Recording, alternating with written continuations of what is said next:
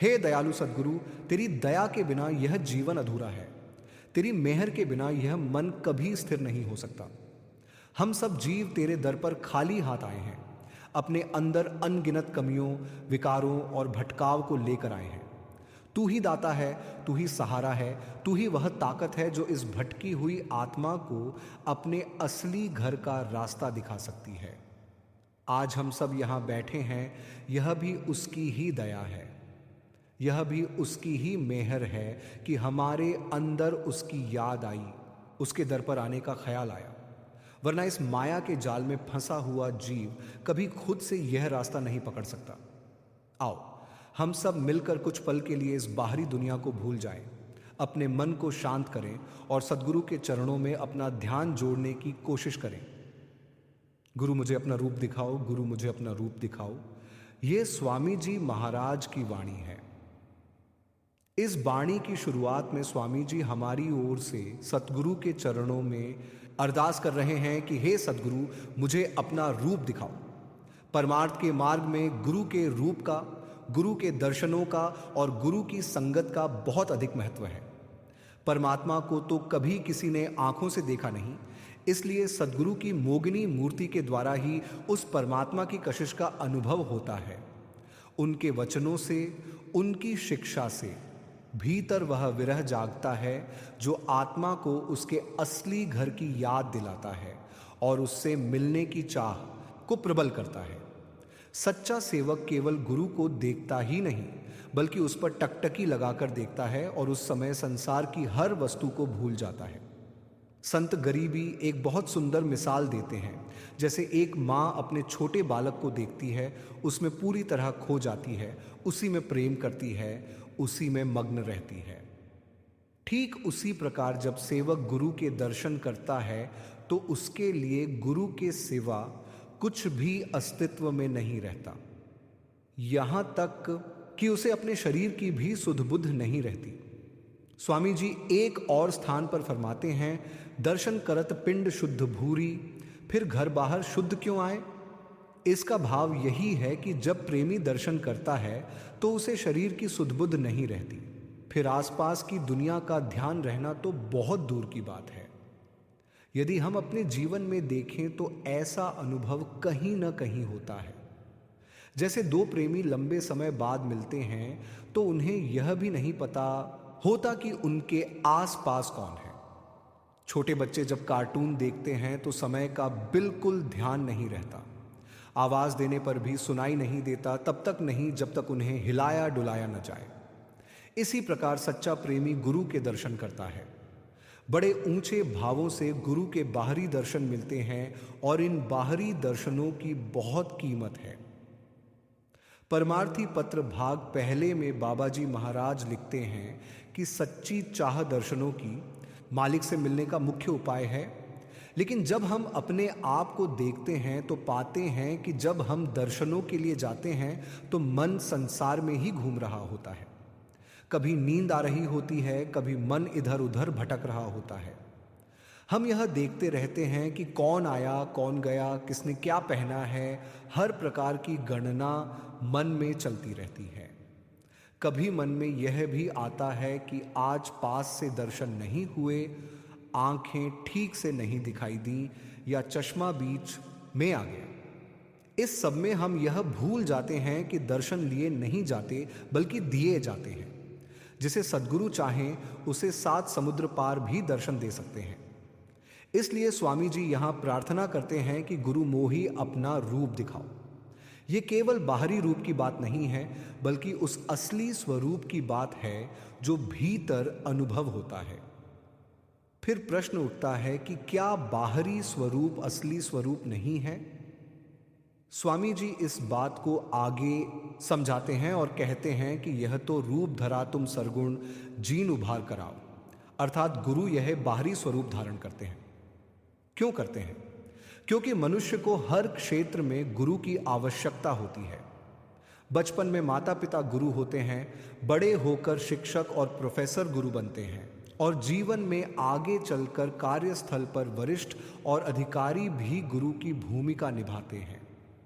लेकिन जब बात परमात्मा की खोज की आती है, उस कठिन और सूक्ष्म मार्ग की बात आती है तब गुरु की आवश्यकता सबसे अधिक होती है। यदि परमात्मा से मिलना हमारे अपने बस में होता, यदि यह मार्ग इतना आसान होता तो आत्मा को यह बिछोड़ा क्यों सहना पड़ता? यदि अपनी इच्छा से मिल सकते तो फिर यह विरह क्यों होता? इसलिए एक ऐसे मार्गदर्शक की आवश्यकता होती है जो हमारी भाषा में बात कर सके, हमारे संदेहों को दूर कर सके, हमारे भ्रमों का समाधान कर सके और हमें भवसागर से पार लगा सके। इसीलिए सद्गुरु मानव शरीर धारण करते हैं। स्वामी जी फरमाते हैं, धरि दे मानव शरीर, ज्योतियो तेरा करे कल्याण। अर्थात हमारे कल्याण के लिए ही सद्गुरु यह शरीर धारण करते हैं।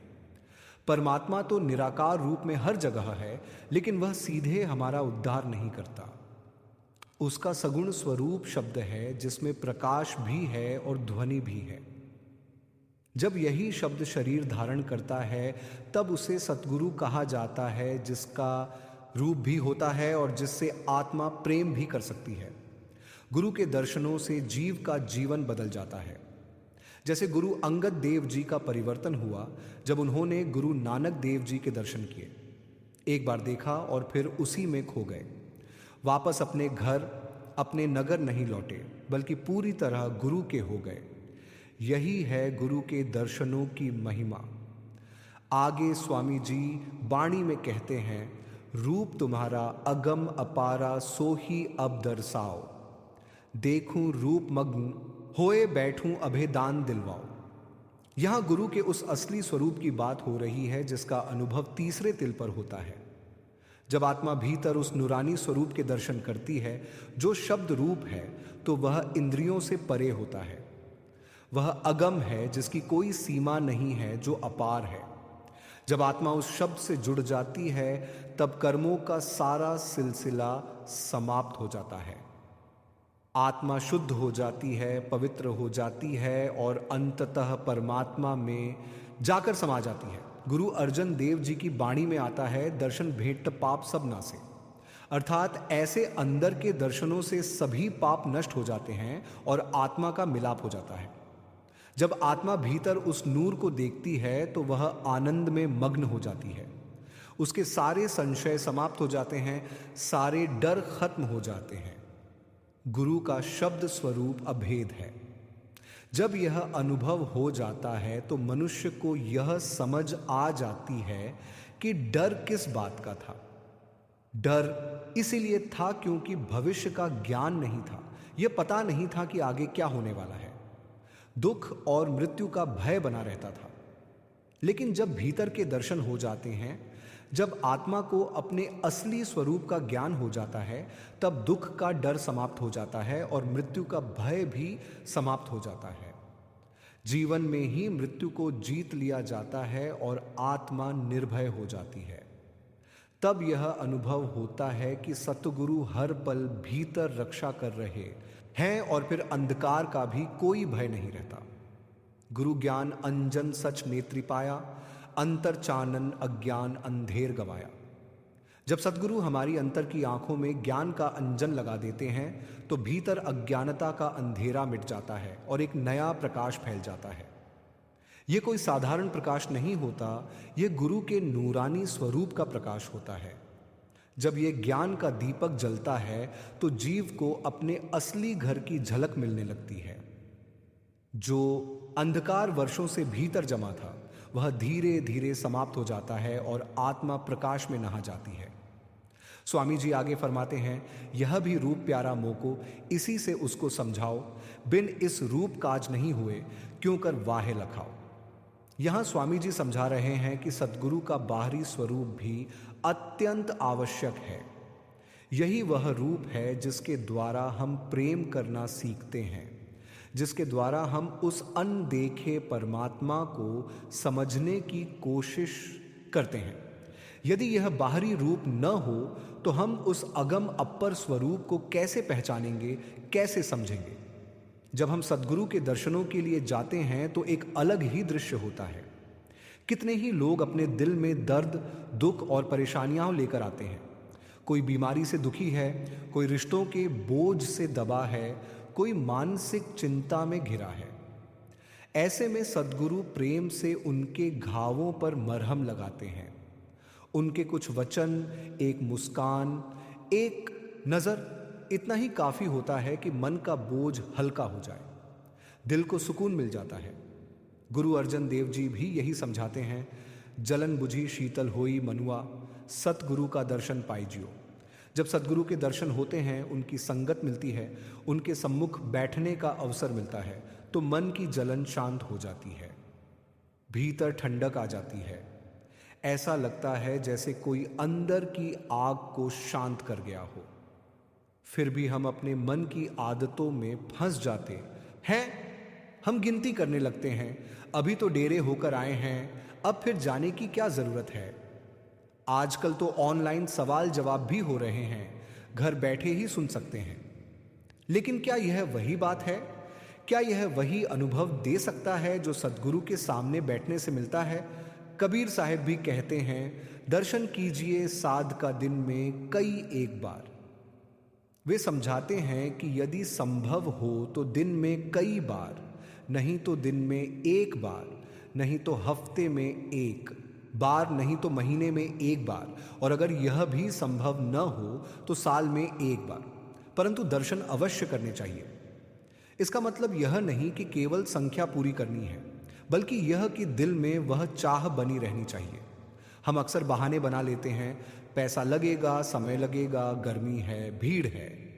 लेकिन जब बात दुनिया की होती है तो हम बिना सोचे समझे खर्च कर देते हैं।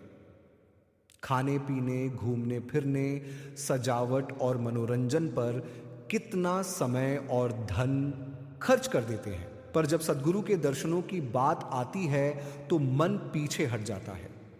सच्चाई यह है कि जिसे दर्शनों की प्यास होती है वह किसी भी हालत में पहुंच जाता है। चाहे मौसम कैसा भी हो, चाहे हालात कैसे भी हों, वह रास्ता निकाल ही लेता है।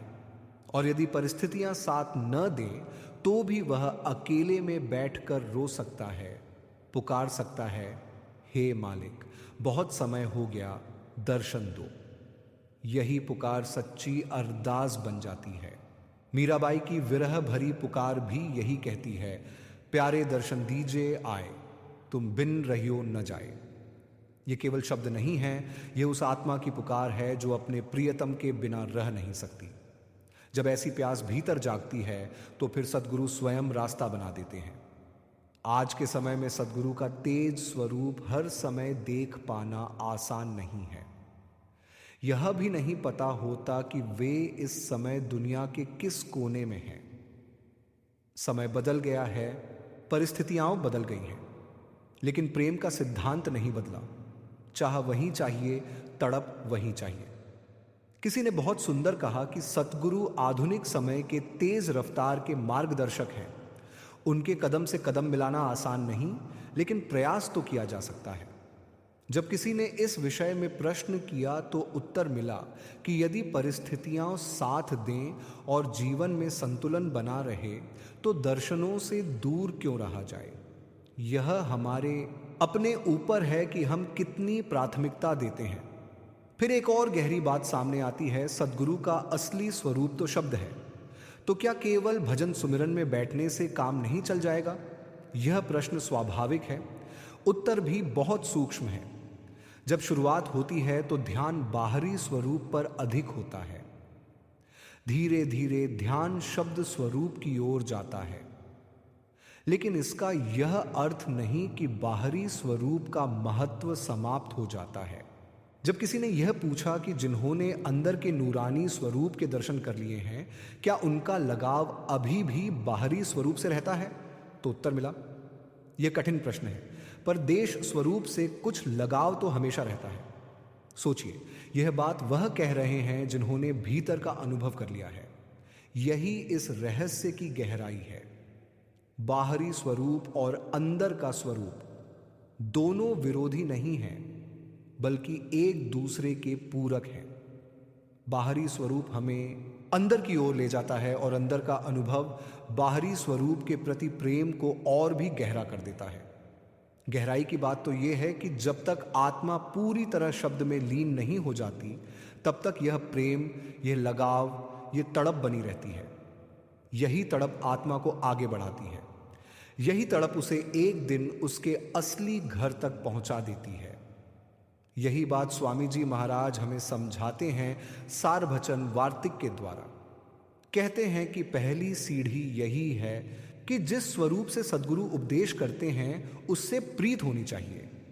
जब उस देह स्वरूप से प्रेम होगा तभी सद्गुरु के शब्द स्वरूप से भी प्रीति उत्पन्न होगी, और जिसको देह स्वरूप से प्रीत नहीं है उसको शब्द में भी प्रीत नहीं हो सकती। चाहे वह कितनी ही मेहनत क्यों न कर ले, शब्द उसके लिए नहीं खुलेगा। यह बात सुनकर मन में एक प्रकार की दुविधा उत्पन्न होती है कि शब्द स्वरूप पर जोर दें या देह स्वरूप पर। लेकिन वास्तविकता यह है कि दोनों एक दूसरे के पूरक हैं, दोनों साथ साथ चलते हैं, और दोनों के लिए एक ही उपाय है, भजन सिमरन नाम की कमाई। भजन सिमरन से देह स्वरूप के प्रति प्रेम बढ़ता है और साथ ही ध्यान धीरे धीरे अंदर शब्द स्वरूप में टिकने लगता है। बड़े महाराज जी भी यही समझाते हैं कि मालिक के लिए प्रेम उत्पन्न करने का सबसे उत्तम उपाय यही है कि विश्वास और नम्रता के साथ भजन सिमरन में समय दिया जाए। यदि हमें सद्गुरु के नूरानी स्वरूप से प्रेम चाहिए तो उसका एकमात्र साधन भजन सिमरन ही है। यदि हम गुरु भक्ति करना चाहते हैं तो वह भी इसी मार्ग से संभव है, क्योंकि यही वह साधना है जिसकी सीख सद्गुरु देते हैं। हर प्रश्न का उत्तर, हर समस्या का समाधान अंततः इसी में आकर ठहरता है, नाम की कमाई। स्वामी जी आगे फरमाते हैं, ताकते महिमा भारी इसकी पर वह भी लगवाओ। इससे यह स्पष्ट होता है कि बाहरी स्वरूप की भी महिमा है, लेकिन हमारा अंतिम लक्ष्य शब्द गुरु है जो हमारे भीतर ही विराजमान है। इसे समझने के लिए एक उदाहरण लें। यदि कोई हमें आकाश में चमकते ध्रुव तारे की ओर संकेत करता है तो वह अपनी उंगली से दिशा दिखाता है। उस तारे को देखने के लिए हमें पहले उस उंगली को देखना पड़ता है, पर हमारा लक्ष्य उंगली नहीं बल्कि तारा होता है। उसी प्रकार सद्गुरु का बाहरी स्वरूप हमें भीतर की ओर संकेत करता है, हमें अंदर जाने की प्रेरणा देता है। सद्गुरु चाहते हैं कि हम उन्हें भीतर खोजें, क्योंकि अंततः गुरु और शिष्य दोनों को यह शरीर यहीं छोड़ना है। शरीर नश्वर है, उसमें न तो असली गुरु बनने की शक्ति है और न ही वह सच्चे अर्थों में शिष्य बन सकता है। इसलिए कहा गया, शब्द गुरु सुरत धुन छेला, अर्थात असली गुरु शब्द है और असली शिष्य सुरत है जो उस शब्द धुन में लीन हो जाती है। शायद इसी कारण कभी कभी हमें बाहरी स्वरूप से दूर भी किया जाता है ताकि हमारे भीतर तड़प उत्पन्न हो, विरह जगे। जब बाहर सहारा नहीं मिलता तो जीव मजबूर होकर भीतर की ओर मुड़ता है, भजन सिमरन करता है और शब्द को पकड़ने की कोशिश करता है। इतिहास गवाह है कि संतों और महात्माओं ने इस विरह को जिया है। साईं बुल्ले शाह, मीराबाई और गुरु अर्जन देव जी सभी ने इस विरह की अग्नि में तप कर अपनी आत्मा को निर्मल किया। गुरु अर्जन देव जी की वाणी में यह विरह स्पष्ट झलकता है, मेरा मन लोछे गुरु दर्शन ताई, विलप करे चातक की नाई। जैसे पपीहा स्वाति की बूंद के लिए तड़पता है, वैसे ही आत्मा गुरु के दर्शनों के लिए व्याकुल होती है। जब हमारे भीतर भी ऐसी तड़प उत्पन्न हो जाती है तभी मार्ग खुलना शुरू होता है। स्वामी जी आगे कहते हैं, वह तो रूप सदा तुम धारो, यादे जीव जगाओ। यह भी भेद सुना मैं तुमसे, शब्द मार्ग नित गाओ। शब्द रूप जो रूप तुम्हारा वामे भी अब सूरत पट्टाओ। इसका भाव यह है कि सत्संग के माध्यम से हमें यह समझ मिलती है कि बाहर जो कुछ हो रहा है उसका एक आंतरिक रूप भी है। बाहर के सत्संग से भीतर का सत्संग जुड़ता है, बाहर के दर्शनों से भीतर के दर्शन का मार्ग खुलता है। यह शरीर सीमित है, इसकी अपनी सीमाएं हैं। इस रूप में सद्गुरु जीवों को जगाते हैं, परंतु परमात्मा का साक्षात्कार इस शरीर से नहीं बल्कि सूक्ष्म रूप में, शब्द रूप में ही संभव है। वही स्वरूप शाश्वत है, अचल है। अंत में आत्मा की पुकार यही होती है, हे सद्गुरु, आपके वचनों से यह समझ मिली है कि शब्द का पल्ला पकड़ना है, नाम की कमाई करनी है। लेकिन हम जीव बहुत निर्बल हैं, यह हमारे बस की बात नहीं। आप ही सहायता करें, भीतर से खींचें और अपनी दया से हमारी सूरत को अपने शब्द से जोड़ दें। सूरत और शब्द का संबंध वैसा ही है जैसे ताले और चाबी का। केवल शब्द में ही वह शक्ति है जो सूरत को मन के बंधनों से ऊपर उठाकर सत्पुरुष के चरणों तक ले जा सकती है। बाहरी दर्शन भी बहुत शुभ है, लेकिन एक समय ऐसा आएगा जब देह स्वरूप से दूरी बन जाएगी या मन डगमगाएगा। परंतु जब आत्मा ने भीतर शब्द गुरु का अनुभव कर लिया, तब विश्वास अडिग हो जाता है। स्वामी जी कहते हैं, कोट जतन से यह नहीं माने, धुन सुनकर मन समझाई। अनेक प्रयासों से भी मन काबू में नहीं आता, लेकिन जब वह शब्द धुन को सुन लेता है तो अपने आप शांत हो जाता है, स्थिर हो जाता है। अंत में स्वामी जी अरदास करते हैं, डरता रहूं मौत और दुख से, निर्भय कर अब मोह छुड़ाओ। दीनदयाल जीव हितकारी, राधा स्वामी काज बनाओ। जब आत्मा शब्द से जुड़ जाती है तो वह निर्भय हो जाती है। उसे न मृत्यु का भय रहता है न दुखों का। उसे स्पष्ट हो जाता है कि जो कुछ हो रहा है वह उसके अपने कर्मों का फल है। शब्द से जुड़कर जीव माया और काल के बंधनों से मुक्त हो जाता है और जन्म मरण के चक्र से छुटकारा पा लेता है। अंत में यही विनती रह जाती है, हे दीन दयाल, आप ही हमारी सहायता करें। आपकी दया के बिना कुछ संभव नहीं। जब सच्चे हृदय से ऐसी पुकार उठती है तो सद्गुरु अवश्य उसकी लाज रखते हैं। एहो उपरत सो स्वामी, सो दुख कैसा पावे। फरमाते हैं, हे स्वामी, हे मेहरों के साईं, जिसके सिर पर तू है, तेरी दया का हाथ है, उसको कोई दुख नहीं हो सकता।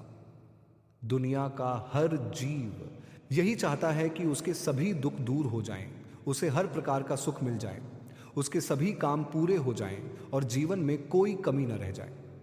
लेकिन यदि संतमत की दृष्टि से समझा जाए तो दुखों का दूर होना केवल बाहरी हालात बदलने का नाम नहीं है। असली अर्थ यह है कि जीव हर प्रकार के शारीरिक, मानसिक और आत्मिक रोगों से मुक्त हो जाए, जन्म मरण के बंधनों से आजाद हो जाए। और सुख का असली अर्थ है आत्मा का परमात्मा से मिलाप हो जाना। आत्मा परमात्मा का ही अंश है, परंतु जन्मों जन्मों से अपने उस प्रियतम से बिछड़ी हुई है और इसी बिछोह में दुख भोग रही है। जब तक यह आत्मा वापस जाकर परमात्मा में नहीं मिलती, तब तक इसे कभी भी सच्चा सुख नहीं मिल सकता। अब प्रश्न उठता है कि हम जीव तो बहुत निर्बल हैं, क्या हम अपनी छोटी बुद्धि से उस सर्वशक्तिमान प्रभु तक पहुंच सकते हैं? संतमत यही समझाता है कि कोई भी जीव अपनी कोशिश से या अपने बल से परमात्मा तक नहीं पहुंच सकता। यह केवल उसकी दया और मेहर से ही संभव है। तीसरे पातशाह फरमाते हैं, नजर करे ता गुरु मिलाए, हर का नाम मन बसाए। जब प्रभु की दया होती है तभी जीव का मन उसकी ओर मुड़ता है, उसके अंदर तलाश जागती है, फिर उसे सद्गुरु का मिलाप होता है और नाम का बीज प्राप्त होता है जो परमात्मा तक पहुंचने का सच्चा साधन है।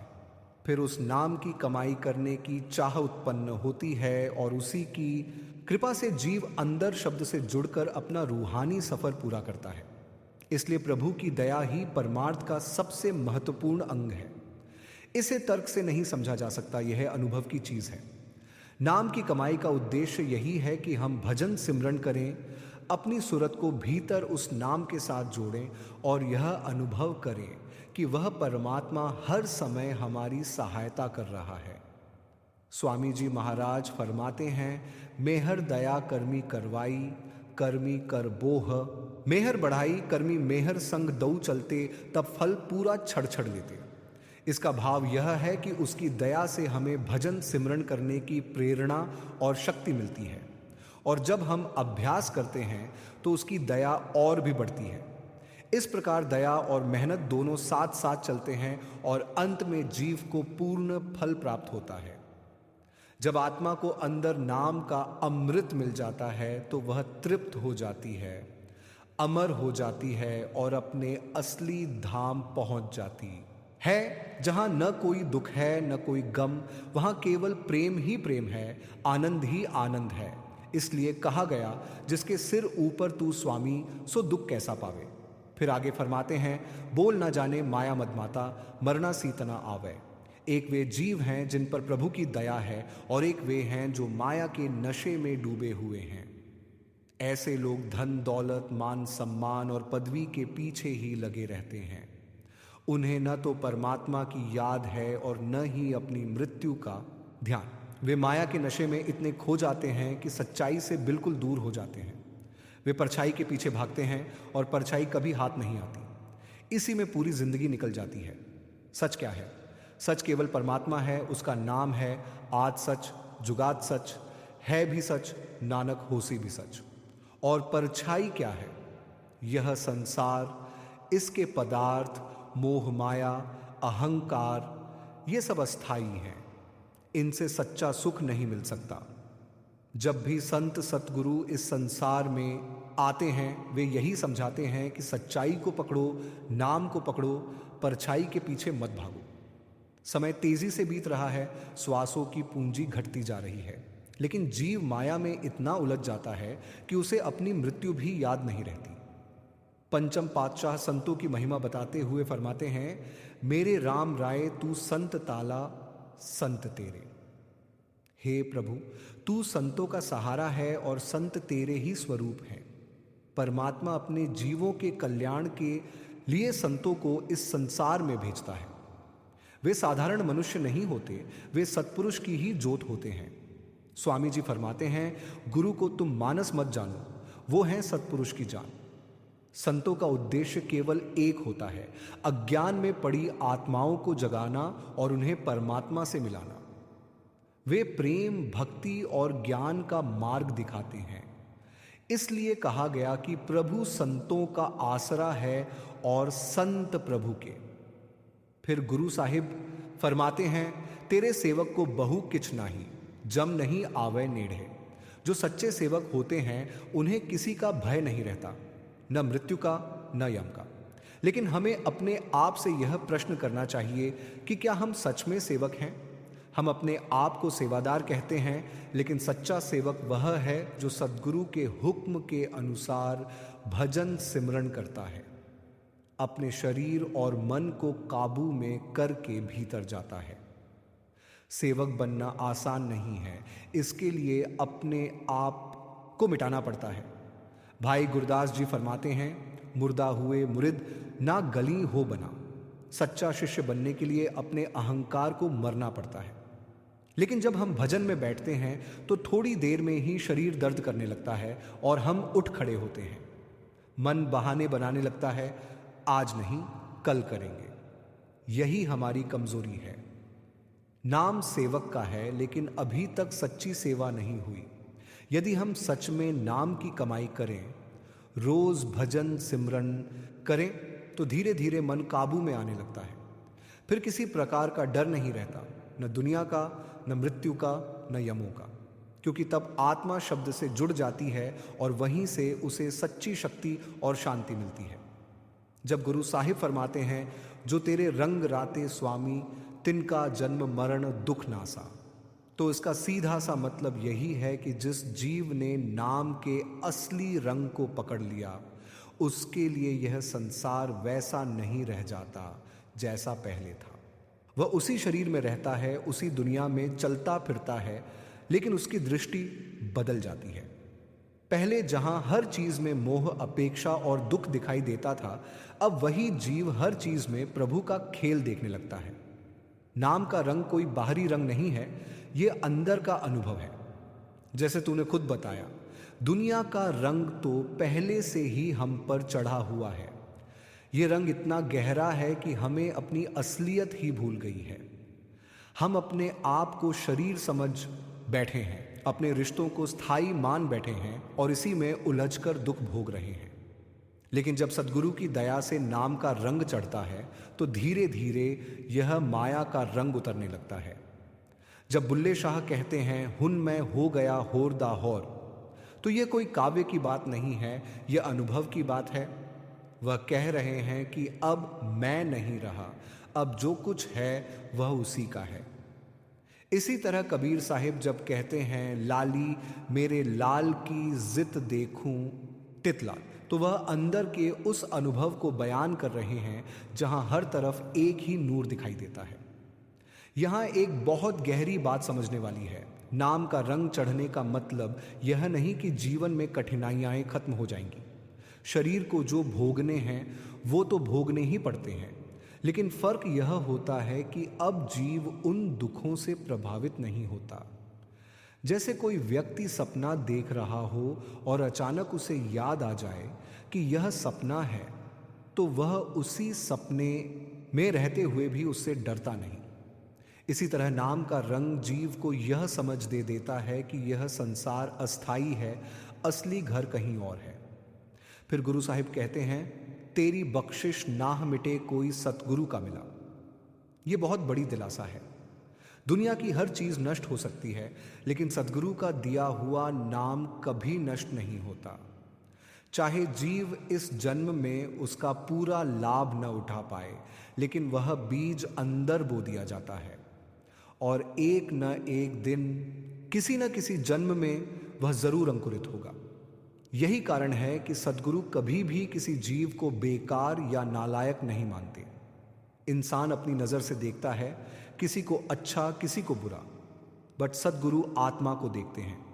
उन्हें पता है कि अंदर वही ज्योति है, बस धूल जमी हुई है। इसलिए वो बार बार मौका देते हैं, बार बार समझाते हैं और हर हालत में साथ निभाते हैं। अब यहां एक बहुत जरूरी मोड़ आता है, हमारा फर्ज। अगर सद्गुरु इतना भरोसा करते हैं तो क्या हमारा कोई कर्तव्य नहीं बनता? भजन सिमरन सिर्फ एक क्रिया नहीं है, यह एक संबंध है। जब जीव रोज थोड़ा समय निकालकर अंदर बैठता है, सिमरन करता है, तो वह धीरे धीरे उस अंदर की धारा से जुड़ने लगता है। शुरुआत में मन भागता है, शरीर दुखता है, बहाने बनते हैं, आज नहीं कल कर लेंगे, लेकिन यही असली परीक्षा है। भाई गुरदास जी ने बहुत साफ कहा है कि बिना मरे मृत नहीं बना जा सकता। यहां मरने का मतलब है अपने मन की हुकूमत को छोड़ना। जब तक मन की चलती रहेगी तब तक सच्चा स्वाद नहीं आएगा। फिर गुरु साहिब कहते हैं नाम देयन सुख फल पाएं। नाम की कमाई का फल क्या है? शांति, स्थिरता, अंदर का आनंद। यह कोई बाहरी चीज नहीं है कि किसी से ले ली जाए, यह तो अंदर से फूटता है।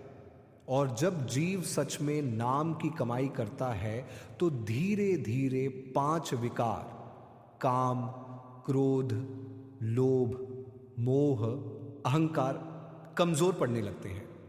यह एक दिन में नहीं होता, लेकिन निरंतर अभ्यास से जरूर होता है।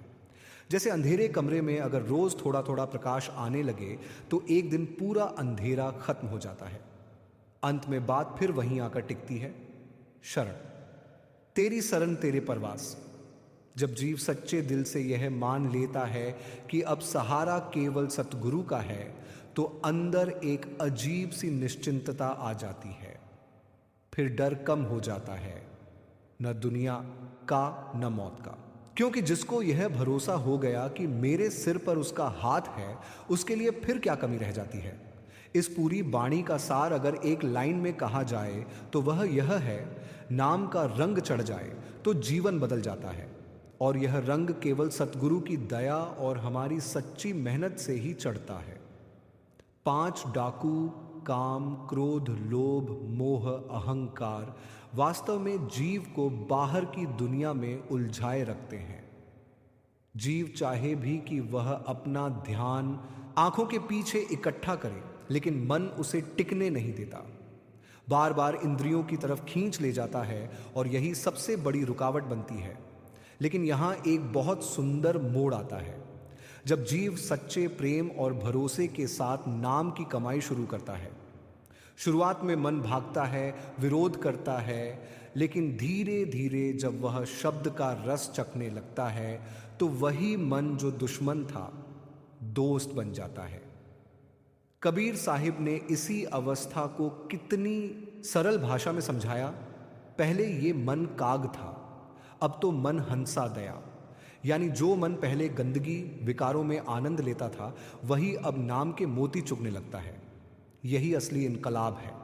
जब अंदर यह परिवर्तन आता है तो मन स्थिर होने लगता है, आत्मा को शब्द का सहारा मिलने लगता है।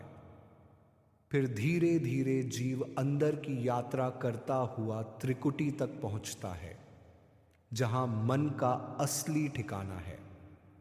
वहां पहुंचकर मन शांत हो जाता है और आत्मा उसके बंधन से मुक्त होने लगती है। यह कोई कल्पना नहीं, बल्कि अनुभव का रास्ता है, जो केवल अभ्यास से ही तय होता है, केवल सुनने या पढ़ने से नहीं। फिर जो तूने आगे ज्ञान की बात रखी, वह बहुत महत्वपूर्ण है। आज दुनिया में ज्ञान का मतलब केवल पढ़ाई, जानकारी या बोलने की कला समझ लिया गया है। लेकिन असली ज्ञान वह है जो अंदर प्रकट हो। गुरु नानक देव जी ने स्पष्ट कहा, गुर बिन ज्ञान न होए, यानी बिना गुरु के असली ज्ञान कभी नहीं मिल सकता। यह ज्ञान किताबों से नहीं आता, यह अनुभव से आता है। और अनुभव तब आता है जब मन टिकता है, जब सिमरन और ध्यान के द्वारा अंदर का द्वार खुलता है। इसीलिए बड़े बड़े महापुरुष भी अपने सद्गुरु के आगे सिर झुकाकर यही कहते हैं कि मेरे अंदर कुछ भी नहीं है, न ज्ञान, न योग्यता, न अच्छे कर्म। यह कोई औपचारिकता नहीं, बल्कि सच्ची विनम्रता है। क्योंकि जब तक मैं जानता हूं का अहंकार रहेगा, तब तक असली ज्ञान नहीं आ सकता। अब जो तूने अंत में उदाहरण शुरू किया, वह बहुत सुंदर है। इसे थोड़ा आगे समझते हैं। एक छोटा सा बच्चा जहाज में बैठा था। अचानक मौसम खराब हो गया, जहाज हिलने लगा, लोग डर गए, घबराने लगे। लेकिन वह बच्चा बिल्कुल शांत बैठा रहा। उसके चेहरे पर कोई डर नहीं था। किसी ने उससे पूछा, तुम डर क्यों नहीं रहे? बच्चे ने बड़ी सरलता से जवाब दिया, इस जहाज को मेरा पिता उड़ा रहा है। बस यही है विश्वास। जब जीव को यह यकीन हो जाता है कि उसकी जिंदगी का जहाज सद्गुरु के हाथ में है, तो फिर चाहे कितनी भी आंधी आए, कितना भी तूफान आए, वह अंदर से नहीं हिलता। रास्ते में मुश्किलें जरूर आती हैं, कभी मन परेशान करेगा, कभी हालात डगमगाएंगे, कभी अंदर सूखापन लगेगा। लेकिन अगर भरोसा सच्चा है तो जीव रुकता नहीं। वह दाएं बाएं नहीं देखता, तुलना नहीं करता, शिकायत नहीं करता, बस हुक्म मानकर चलता रहता है। और यही निरंतरता, यही भरोसा, यही प्रेम आखिरकार उसे उसकी मंजिल तक पहुंचा देता है। अंत में सारी बात एक ही जगह आकर टिकती है, नाम की कमाई प्लस सद्गुरु पर अटूट भरोसा बराबर रूहानी सफलता। जब ये दोनों मिल जाते हैं तो 5 डाकू भी हार जाते हैं, मन भी साथ देने लगता है और आत्मा धीरे धीरे अपने असली घर की तरफ बढ़ने लगती है।